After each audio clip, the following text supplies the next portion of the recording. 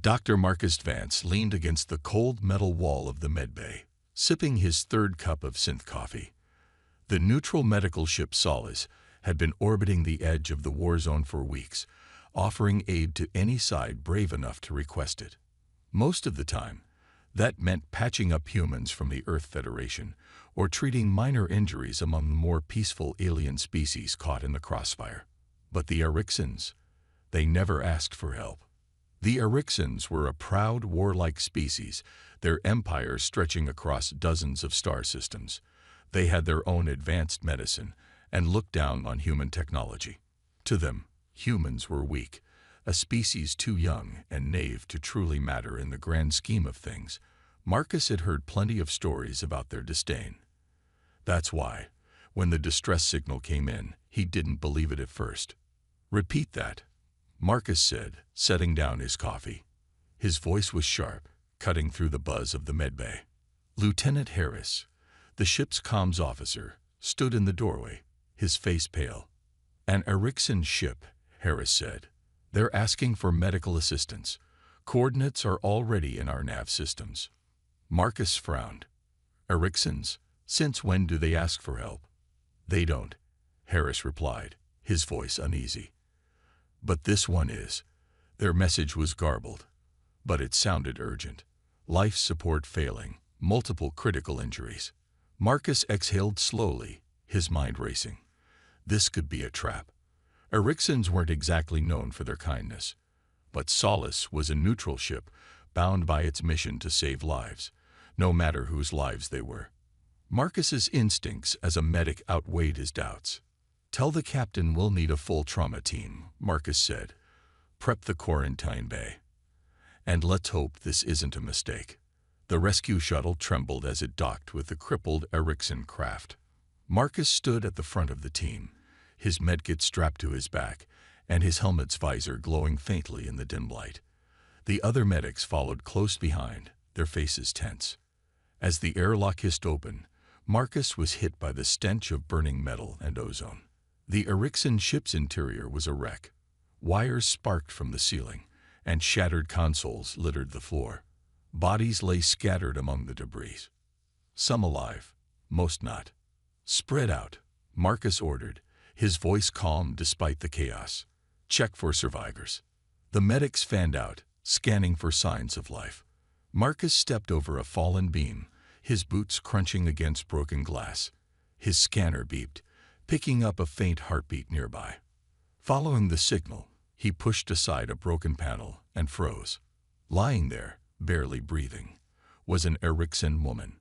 Her silvery skin shimmered faintly under the emergency lights, and intricate black tattoos curled across her face and arms like living art. Even in her injured state, she had an air of regality, like someone who was used to commanding respect. "Over here," Marcus called to the team. He crouched beside her, checking her pulse. It was weak, and her breathing was shallow. She had a deep gash along her side, and her leg was bent at an unnatural angle. As his team arrived, Marcus noticed something strange. The other Erikson survivors, those who were conscious, were kneeling nearby, their heads bowed. They were whispering in their language, but one word stood out. "Lyrith." Marcus's translator chip kicked in, and his eyes widened. Lyrith, Erikson royalty. This wasn't just any survivor. This was a princess, and judging by the way the others were acting, she was important enough to die for. "Get her on a stretcher," Marcus said quickly. "We need to move now." Back on Solace, the medbay was a flurry of activity. The Erikson survivors were placed in quarantine, while Lyrith was rushed to the trauma bay.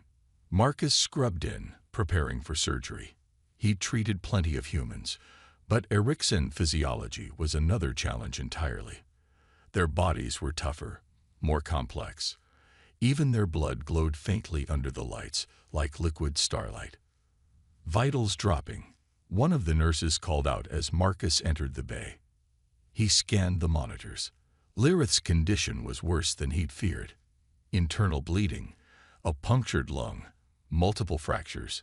It was a miracle she was still alive. But she wouldn't last long without intervention. Her body's rejecting the painkillers, another medic said, frustration in her voice. Their chemistry doesn't match. Marcus gritted his teeth. Ericksons were notoriously resistant to most human treatments. That left them with limited options, and none of them were good. I'll need the nanosurgeon kit, Marcus said. The room went quiet. Doctor, that's experimental, the nurse said. We've never used it on Ericksons. It could. It could save her life, Marcus interrupted. Or we can sit here and watch her die. Your call. No one argued further. The kit was brought in, and Marcus began the delicate procedure. The nanosurgeons, microscopic machines designed to repair tissue at a cellular level, were risky, especially on a species as different as the Ericksons. But Marcus worked carefully, guiding the tiny machines through her damaged body. Hours passed. Sweat dripped down Marcus's face as he fought to stabilize her. The nanosurgeons repaired the punctured lung, sealed the bleeding vessels, and realigned the fractures. Finally, as the last wound closed, her vitals began to stabilize. Marcus leaned back, exhaustion washing over him. He'd done everything he could. Now it was up to her. Stay with us, he murmured, looking at the unconscious princess. You're not dying on my watch. As he left the trauma bay, Marcus couldn't shake the feeling that saving Lyrith was only the beginning of something far bigger, something dangerous. Marcus paced nervously outside the trauma bay. The med bay was unusually quiet, the hum of machines the only sound breaking the stillness. Lyrith's condition had stabilized, but it was far from certain that she would survive. The nanosurgeons had worked, but her body was still rejecting the treatment in ways they couldn't understand. He couldn't help but feel the weight of the decision he'd made to use human technology on her.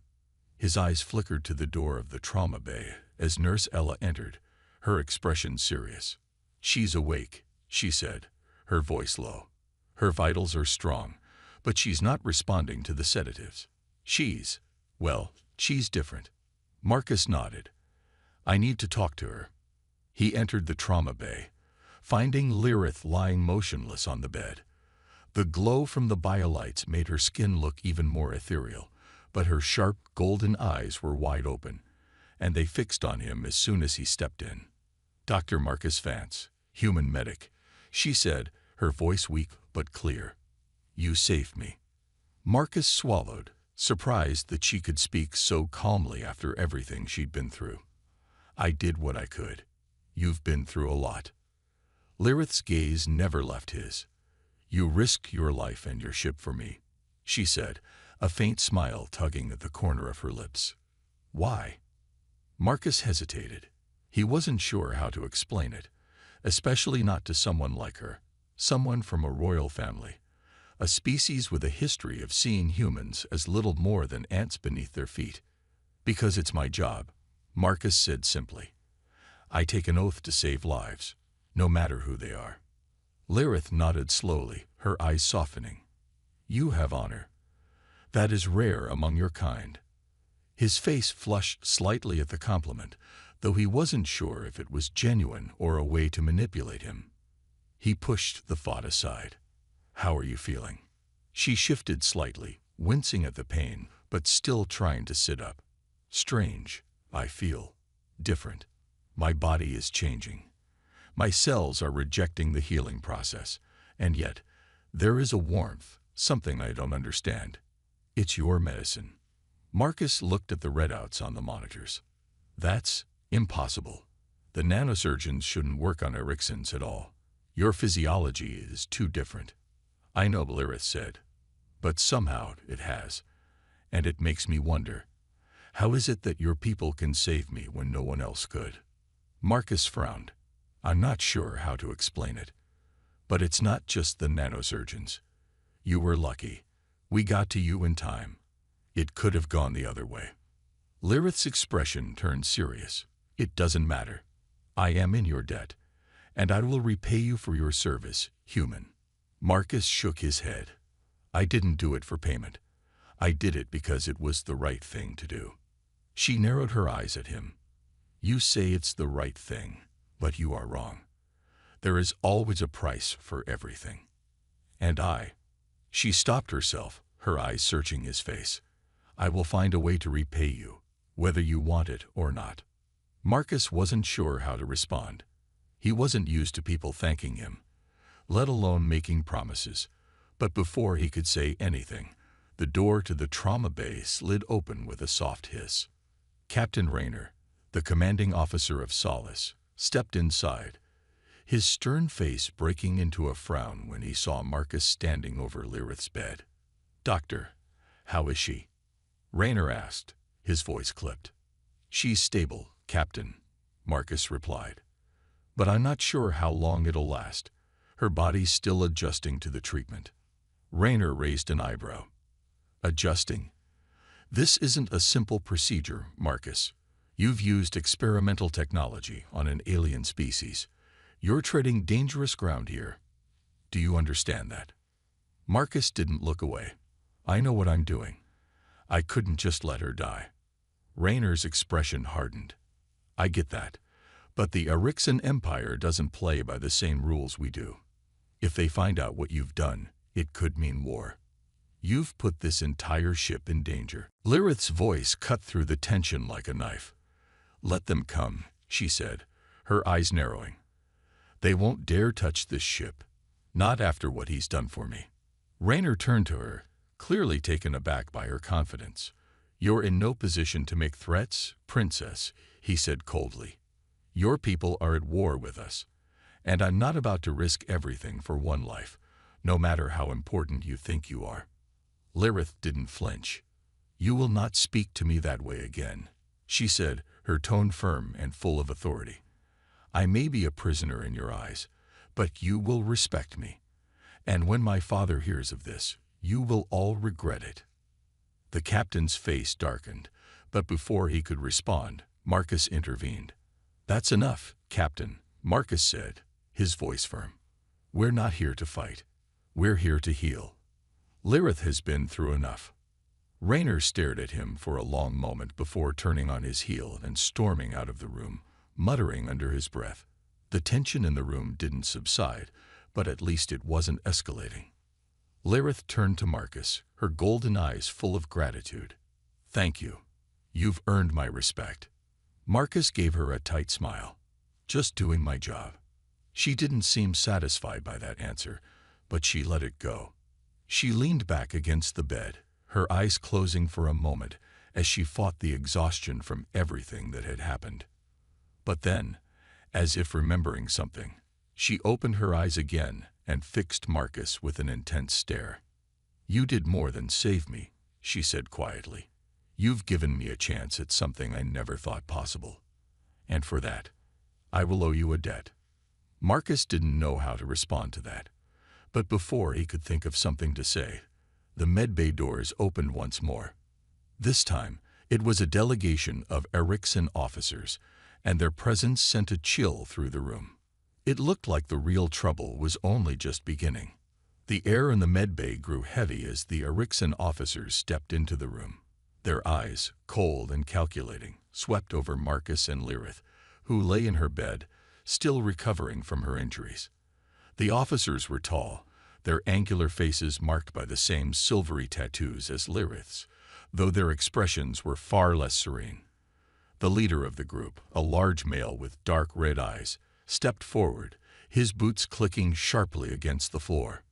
"Princess Lyrith," the officer said, his voice like gravel, "you are to come with us." Lyrith's gaze remained steady as she met the officer's eyes. She didn't flinch. "I'm not going anywhere," she said firmly. Marcus watched, tense and alert, standing beside her bed. The officers may have been from a different species, but their hostility was clear, even without words. He could sense the danger, the tension between them all. These weren't just ordinary soldiers. They were part of the Royal Guard. "You do not have a choice," the officer replied, his voice dripping with authority. "The king has commanded your return. We are here to take you home." Marcus stepped forward, his heart racing. He had no idea what was going on, but he wasn't about to let them take her without a fight. "You can't just take her," he said, his voice calm but firm. She's under my care. You'll need my permission to move her." The officer's eyes flashed with annoyance. "You are nothing but a medic, human. Your permission is irrelevant. Step aside." Lirith raised a hand, stopping Marcus before he could say anything else. "It's all right," she said softly. "I know what must be done." The officer nodded once, clearly pleased that she had not put up any more resistance. But before he could give the order to move her, Lirith spoke again, her voice cold and full of authority. "There is more going on here than you understand," she said, her golden eyes locking with the officer's. "I know why you've come, but I will not go back to the palace until I have answers." The officer's expression faltered for a moment, but he quickly regained his composure. "You are not in a position to make demands, Princess," he said. "You are weak, and you will return with us, whether you like it or not." Marcus could feel the heat rising in the room as tension thickened. Lirith's eyes narrowed. "I will not be a pawn in someone else's game," she said, her voice rising with each word. "There are those who want me dead, and I will not return to their hands without knowing who is behind this treachery." At that moment, one of the other officers stepped forward, a slight tremor in his voice. "Princess, please," he said, his eyes flicking nervously toward the leader. "We're just following orders. We are not your enemies." But Lirith's gaze never wavered. "Then you will tell me everything. All of it." The tension in the room became unbearable. Marcus, unsure of what to do, took a deep breath and looked at the officer leader. The last thing he wanted was to be caught up in the middle of Ericson politics, but Lirith was right. There was something bigger going on, something dangerous. "We don't have time for this," the officer leader snapped, his patience thinning. "You are to come with us now. The king demands it." Lirith remained silent, her expression unreadable. But Marcus could see the conflict in her eyes, the hesitation. She wasn't just a princess. She was a leader, and her mind was racing with thoughts of what was at stake. Whatever was happening, it was clear that her father's orders weren't as straightforward as they seemed. Before the situation could escalate further, the door to the med bay opened once more. Captain Raynor walked in, his face tight with anger. His eyes immediately found Marcus and Lirith, then flicked to the Ericson officers. "This is a neutral medical ship," Captain Raynor said, his voice firm. "No one leaves without my permission." The officer leader's eyes narrowed. "We are Ericson royalty, human. We answer only to the king." "And I answer to the Federation," Raynor replied, stepping closer to the officers. "If you think you can waltz in here and take someone without following proper procedure, you've got another thing coming." The standoff stretched on, the silence thick with unspoken threats. Lirith finally spoke again, her voice low but carrying weight. "I need you to trust me," she said, her eyes flicking to Marcus. "This is not just a matter of political duty. There are those within my family who would see me dead, and I believe one of them is behind this attempt on my life." Marcus's heart skipped a beat. "What are you saying?" he asked quietly. Lirith looked back at him, her expression softening for a moment. "My cousin, Prince Coral, has always envied my position, and now, with my father's health declining, he believes that he can take the throne. He would kill me if it meant securing his place as the ruler of the Ericson Empire." Marcus's mind raced. The political coup. A power struggle. This was far more than just a rescue mission. It was becoming a deadly Game of Thrones. Captain Raynor raised an eyebrow. "So you're saying you're not just running from your father's orders. You're running from a traitor?" Lirith nodded. "Yes, and I need to find out who is involved before I return. If I go back now, I risk being killed before I can stop them." The officer leader opened his mouth to argue, but Marcus stepped forward, his voice steady. "I'm not letting her go anywhere until we have answers. If this is as serious as she says, we need to know everything. You can't just take her like this." Raynor looked at Lirith, then back at the officers. "If what she says is true, then we can't afford to let her go.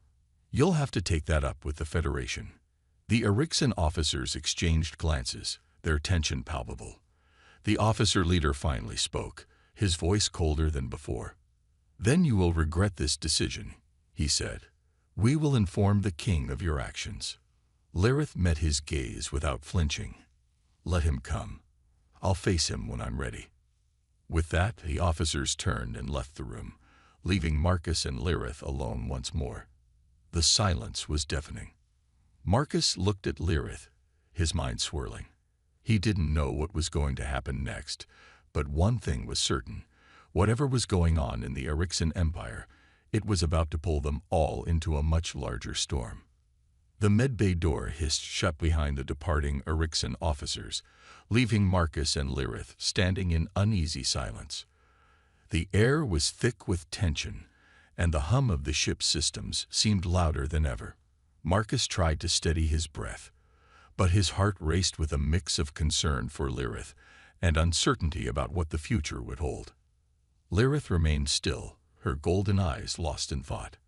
Her expression was unreadable, but the tension in her posture spoke volumes. After a few moments, she turned to Marcus, her gaze meeting his.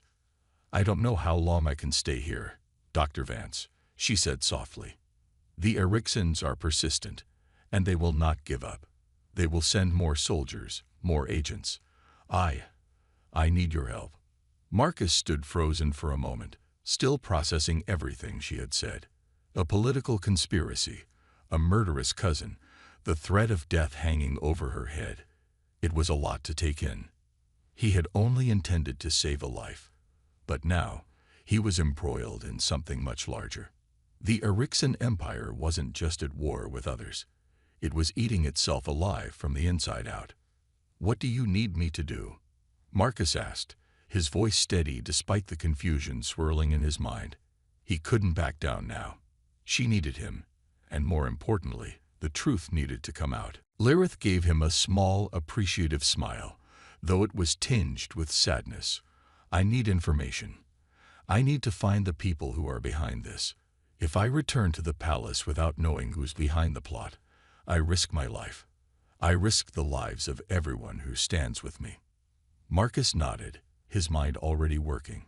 "So we find out who's behind this, then. We'll start with your cousin, Prince Coral." Lirith's eyes flickered with a dark emotion. Anger, perhaps, or betrayal. "Coral is dangerous. He's always been power-hungry. I'm not sure it'll stop with me. He would kill my father if it meant taking the throne." Marcus rubbed his temples, trying to think clearly. He wasn't a spy. He was a medic. But Lirith was right. This was more than just about saving her life. If what she said was true, it could have far-reaching consequences. "All right," Marcus said finally, his voice firm. "We'll need a plan. If we go after Coral, we'll need backup. We'll need information on his movements, his allies, everything." Lirith shook her head. "I can't risk sending out any more messages. Coral controls most of the palace's communications. I'd be caught before I could even send a signal." Marcus thought for a moment, his eyes scanning the room. He wasn't a soldier, but he had a few tricks up his sleeve. "Then we'll have to be smarter. We'll use what we have. The Solace has plenty of resources, communications, sensors, intel. We can use them to track Coral's movements from a distance." Lirith frowned, still uncertain. "And what if we get caught? What if they come after you?" Marcus gave her a reassuring smile, though it didn't quite reach his eyes. "I'm not afraid of a little danger. We got a job to do, and we'll do it quietly. But we'll need your help. You know the palace, the people. You've got to give us as much information as you can." Lirith hesitated, looking down at her hands, which were still bandaged from the injuries she had sustained. After a long pause, she nodded slowly. "All right. I'll do what I can." Marcus turned toward the medbay's computer console, pulling up a map of the Erixan Empire. He zoomed in on the capital city where the royal palace stood, Coral's home turf. The city was a sprawling metropolis, with advanced technology and towering structures. It would be nearly impossible to move through the city unnoticed, but with the right tools, it might be possible. As he began entering commands into the system, His thoughts were interrupted by a sharp knock on the door. The door opened, and Captain Rayner entered, his face grim. "We need to talk," he said, his tone leaving no room for argument. Marcus turned to face him, his heart sinking. He had expected a confrontation, but now wasn't the time. Rayner stepped closer. "I don't like this, Marcus. I don't like where this is heading. The Eriksons don't forget a slight. If we help her, we're officially picking a side in their war."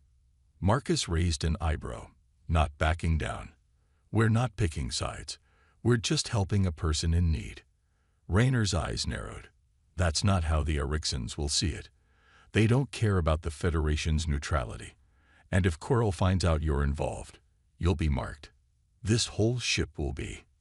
Lirith's voice was steady but edged with concern. "We're already marked. If Coral knows I'm alive, the Federation won't be able to protect us. We're on our own." Rayner paused, taking in her words. For a long moment, there was only silence. Finally, he exhaled slowly. "Fine, but you're not doing this alone. I'll help. But you need to promise me you're not putting the entire ship at risk." Lirith turned to Marcus, her gaze meeting his with a sense of determination. "We're already at risk, but if we don't stop this, it will only get worse. For all of us." Rayner grunted in agreement. "All right then, we'll help. But I want to know everything. Every move Coral makes. Every plan you have. If this goes south, we need to be ready." Marcus nodded, feeling the weight of the situation press down on him. This was no longer just about healing wounds. It was about preventing a war. A war that could tear apart not just the Erikson Empire, but the entire galaxy. Lirith smiled, her eyes filled with a quiet gratitude. "Thank you, Captain. You don't know what this means to me." Rayner didn't smile back. "Just get the job done. We're counting on you." As Rayner left, Marcus turned back to the console. He had no idea how this would end, but one thing was clear: there was no going back. They were all in this together now. And if they failed, the consequences would be catastrophic. The next move was up to them. The following days aboard the Solace were filled with a quiet urgency. The crew worked in the shadows, trying to remain unnoticed while they gathered the intelligence they needed. Marcus had never been part of a covert operation before, and he quickly realized how different it was from treating injuries. This was a war, though a silent one, fought with information instead of weapons. Lirith was recovering steadily, though her injuries left her weaker than she cared to admit. Marcus was still tending to her wounds, but now their focus was on the task at hand, gathering the information that would help her expose the truth behind her cousin Coral's treachery. Captain Rayner had kept his word. Though he wasn't thrilled about it, he had agreed to help. He gave them access to the ship's systems and sensors, allowing Marcus and Lirith to search for anything that might point to Coral's plans. But every move they made was a risk that could lead to the ship being exposed or worse, attacked. Marcus sat in front of a glowing screen in the medbay, scanning through encrypted files. "There's nothing here," he muttered to himself, frustration building. "The Eriksons are too good at hiding their tracks." Lirith, sitting on the bed across from him, looked up from her datapad. "Coral is careful. He's always been careful, but he can't hide everything forever." Marcus turned to her, raising an eyebrow. "What do you mean?" Lirith's eyes glinted with a mix of determination and something darker, anger, perhaps. "I know him. I know how he thinks. He will underestimate me, as he always has. He will think I'm weak, that I'm a prisoner. But he's wrong." Marcus leaned back in his chair, unsure of what to say. He had heard the stories about the Erikson royal family, the rivalries, the power struggles. But this was real now, not just stories. Lirith was a part of this dangerous world, and Marcus was being pulled deeper into it, whether he liked it or not. "The Erikson Empire is fragile," Lirith continued, her voice low and steady. "Coral's power grab has put the entire system at risk. If he succeeds in taking the throne, There will be nothing but chaos. And I can't allow that. Marcus nodded, understanding her determination. He could see the weight of responsibility in her eyes. She wasn't just fighting for her life anymore. She was fighting for her people. "We'll find him," Marcus said, his voice firm. "We'll track his movements, his allies. We just need time." Lilith shook her head. "Time is the one thing we don't have. Every moment we waste, Coral is getting closer to his goal. We need to act now." Marcus thought for a moment, then turned back to the console. "All right, let's dig deeper. If we can't find him directly, we can follow the money. People like Coral always have a financial trail, even if they're hiding their movements. Let's see who's funding his operations." Lilith nodded, her expression focused. "That's a good idea. Let's find out where the money's coming from." They worked together in silence, Marcus typing in commands, while Lilith used her knowledge of the palace's inner workings to guide him. The tension in the medbay was thick as they dug through layers of encrypted files, scanning for any hint of corruption or hidden agendas. Hours passed, but eventually, Marcus found something. A string of coded messages linked to an account that had been moving large sums of money. It wasn't direct evidence, but it was a start. "Got it," Marcus said, his voice sharp. "These transactions are linked to a few key figures within the palace, high-ranking officials who would have the means to support Coral's rise to power." Lilith leaned over, her eyes scanning the data quickly. "These names, they're trusted advisors. People my father has relied on for years. Coral has them in his pocket." Marcus's mind raced. This wasn't just a power struggle between cousins. It was a conspiracy that had deep roots within the Erixan government. If Coral had already corrupted some of the highest officials in the Empire, it was only a matter of time before he took complete control. "We need to expose this," Marcus said, his voice urgent. "If we can get this information to the right people, we can stop him before he goes too far." Lilith's eyes darkened. "Coral won't let us do that. He'll do whatever it takes to silence us." Marcus glanced at the door, his pulse quickening. He knew she was right. The Erixans had no mercy for traitors. They would stop at nothing to maintain their grip on power. Suddenly, the door to the medbay slid open. Raynor stood in the doorway, his face grim. "We have a problem," he said, his voice low. "There's a ship on the sensors. It's Erixan." Marcus's heart skipped a beat. What kind of ship? Raynor's expression was hard. "A warship. It's heading straight for us." Lilith's eyes widened in fear. "Coral found us." Marcus stood up quickly, his mind racing. "What do we do? We can't outrun them." Raynor stepped further into the room, his eyes never leaving Lilith. "We can't outrun them, but we can hide. We need to get out of their sensors range, or we'll be sitting ducks." Lilith nodded quickly. "There's a small moon near here. It's uninhabited. We can use it to hide and make our next move." Raynor didn't hesitate. "All right, we'll go there, but you need to be ready to move quickly. We don't have much time." As Raynor left to give orders to the crew, Marcus turned to Lilith. "Are you ready for this?"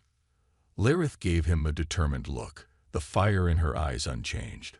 "We don't have a choice. We'll fight. We'll survive. And we'll make sure Coral doesn't win." Marcus nodded, a sense of resolve settling over him. This had gone beyond just saving a life. It was about saving everything, stopping a war, preventing a coup. And he wouldn't back down.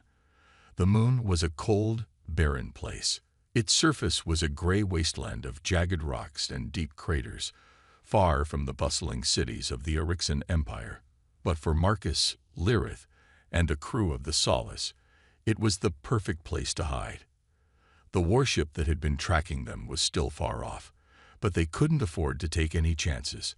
The crew worked in a flurry of activity, preparing the ship for a quick departure. Lilith, though still weak from her injuries, stood by Marcus's side, her eyes sharp and alert as ever. "We can't stay here long," Raynor said, his voice tight with urgency as he joined them in the medbay. "If they send a patrol to search, they'll find us. We need to keep moving."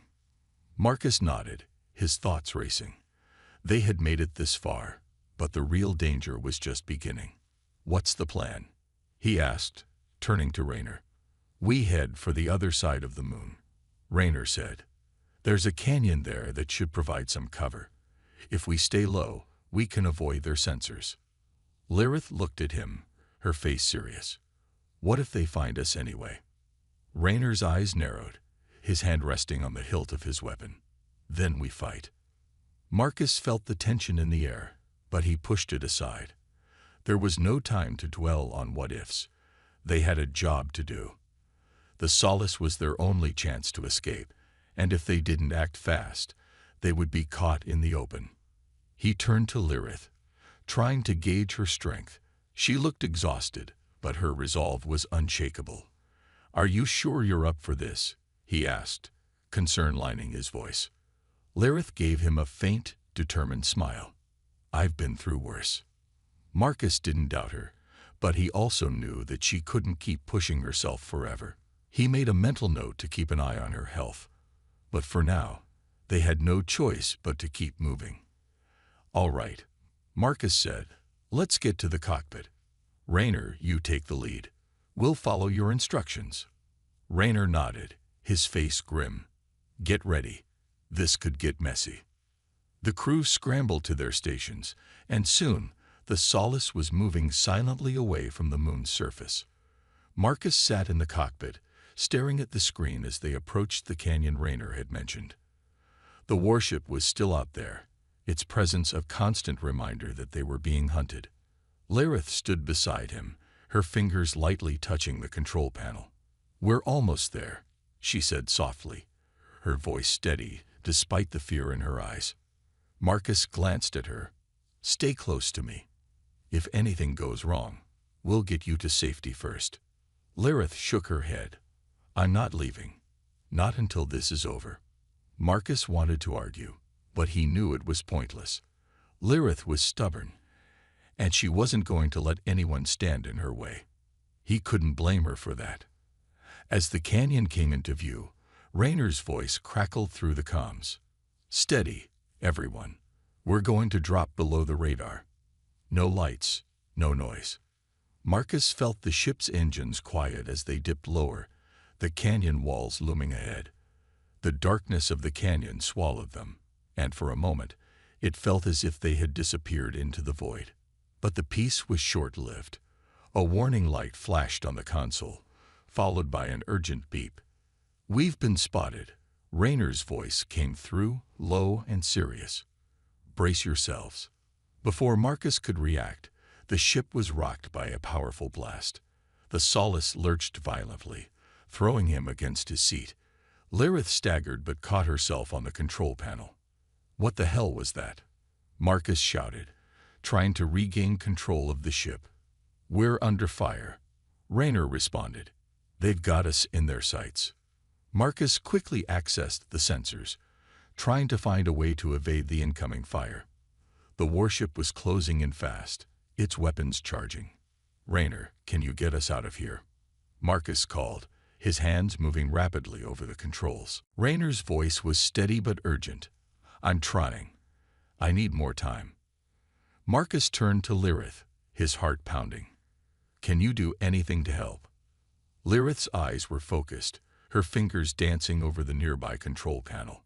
"There's a hidden system we can use. An emergency cloaking device. It's risky, but it might buy us some time." "Do it," Marcus ordered. Lirith nodded and entered a series of commands. For a moment, nothing happened. Then, with a soft hum, the ship's outline began to fade, blending into the surrounding canyon. It wasn't perfect. There were still faint distortions in the air around them, but it was enough to make the warship's sensors lose their lock. The ship's fire stopped, and the warship veered off course, unable to track them. Marcus let out a breath he hadn't realized he was holding. That was too close. Lirith's face was pale, but she managed a faint smile. "We're not out of the woods yet." Raynor's voice came through again, this time with a hint of relief. "Nice work, Lyrith. But we're not safe yet. They'll regroup and come back for us." Marcus glanced out of the cockpit's window. The canyon was narrow, with steep cliffs on either side. It was the perfect hiding spot, but they couldn't stay here forever. "We need to figure out our next move." Lyrith turned to him, her expression serious. "We need to find Coral. Now, if we stay here too long, they'll find us. We can't waste any more time." Marcus felt the weight of her words. The longer they stayed hidden, the closer Coral would get to securing his throne. They couldn't afford to wait. "All right," he said, his voice steady. "Let's make our next move. We'll find Coral, expose him, and end this." The Solace moved deeper into the canyon, its engines barely a whisper against the silence of the moon. For now, they were safe, but they knew the war was far from over. The canyon walls towered high around them as the Solace drifted silently, hiding from the warship still hunting them. Time was running out, and every minute they spent in hiding felt like a risk. Coral's forces were relentless, and they couldn't afford to stay concealed forever. Marcus stared at the control panel, his hands hovering over the keys. He had never been in a situation like this before. Being a medic had always meant helping people, not running from the Erickson military or planning a rebellion. But now he had no choice. His mission had become something far bigger than he ever imagined. Lyrith sat next to him, her face pale but resolute. Despite the exhaustion from her injuries, there was no trace of fear in her eyes. She was ready to do whatever it took to stop her cousin and save her people. "We can't keep running," Marcus said, breaking the silence. "We need to strike before Coral strengthens his position even more." Lyrith nodded slowly. "We know where he's hiding. The royal palace is no longer safe for him. He'll go to his secret base on Droska, the one only a few of his most loyal supporters know about. If we go there, we can catch him off guard." Marcus met her gaze, his mind racing. "Droska, it's an industrial moon. Dangerous terrain, and the security will be tight." "I know," Lyrith said, "but it's our only chance. We have to get there before he escapes into the rest of the Empire." Marcus exhaled slowly. He had no choice. If they were going to stop Coral and his rise to power, they needed to act now. He turned to Raynor, who had been silent up until that moment. "Captain, can we make it to Droska without being noticed?" Marcus asked. Raynor's voice was steady. "It won't be easy. The Erickson forces will be patrolling the area, and our cloaking device won't last forever. But it's the only shot we've got." Marcus nodded. "Then we go. Prepare the crew. We're heading to Droska." The ship's engines hummed to life, and soon the Solace was moving again, silently gliding through the moon's narrow canyons. They had no choice but to hope the warship was far enough behind to miss their escape. As they neared the coordinates for Droska, Marcus felt a mix of anticipation and dread. The final confrontation with Coral was near. It would either end in victory or failure. Hours passed, and finally, they'd reached the surface of Droska. The moon was dark, lit only by scattered mining lights and the glow of distant factories.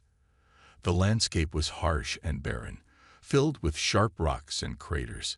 It was the perfect place to hide, and the perfect place for a showdown. "We've arrived," Raynor announced. "We'll need to stay low and avoid detection." Marcus stood up, turning to Lyrith. "Are you ready?" She didn't hesitate. "I've been ready for this for a long time." The crew quickly disembarked, the air thick with tension as they moved through the moon's rocky terrain. They were a small group, but they had something Coral didn't: surprise on their side.